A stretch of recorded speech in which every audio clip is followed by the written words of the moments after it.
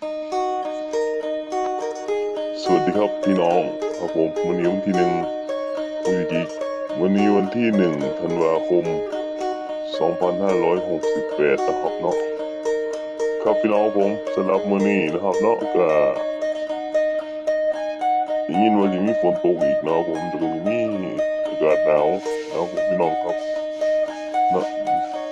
นะครับผมเนาะก็จะมีอากาศหนาวนะครับก็พี่น้องก็ทุกคนก็รักษาสุขภาพนั่งมาแล้วกันนะครับเนาะส่วนนี้ก็มีเขาที่อากาศหนาวนะครับผมแล้วก็กรุงเทพมหานครและปริมณฑลนะครับเนาะแล้วก็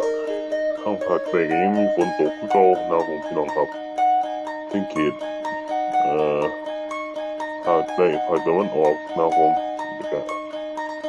แล้วก็แถวจังหวัดตากนะครับเนาะจังหวัดตากนะครับผมแถวจังหวัดนครนายกก็ยังมีฝนตกอยู่คือเก่านะครับพี่น้องทุกคนนะครับเนาะครับผมในนี้เราก็รักษาสุขภาพตามนั้นเราก็จะมีอากาศหนาวนะครับถึงหนาวยามเช้านะครับเนาะอากาศหนาวยามเช้าแล้วพี่น้องผมพี่น้องก็รักษาสุขภาพตามนั้นพี่น้องเด้อนะครับพี่น้องผมเนาะครับพี่น้องทุกคนนะครับผมนะครับตอนนี้เขาก็มาพอกันอีกที่เก่านะครับผมเนาะครับคลิปนี้ที่ลงทาง YouTube น้ำแน่แล้วก็ลงทางแอปติ๊กต็อกก่อนทางเพจบ้านออนทัวร์เพจบ้านมิวสิกนะครับผมครับ